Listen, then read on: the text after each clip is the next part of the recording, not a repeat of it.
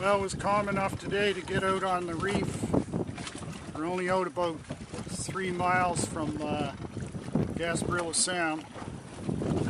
Reef here in about 25-30 feet of water.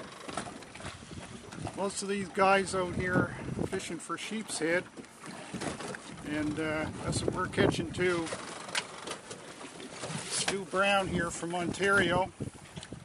And hello. We've already caught a few. See what we got here.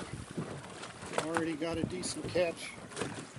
We're allowed 15 apiece of these, believe it or not. It's a lot of fish, a lot of food, a lot of good fillets. Somebody's got some cleaning to do. Yeah, somebody's got a lot of cleaning to do. Might not be me either. Anyway, there's a few other guys out here, and take a look over there and see what they're doing.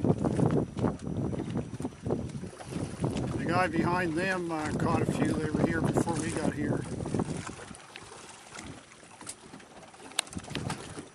There's another guy over to the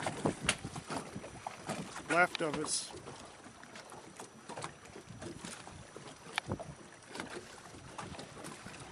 Anyway, we don't get many days to get out here, particularly this year.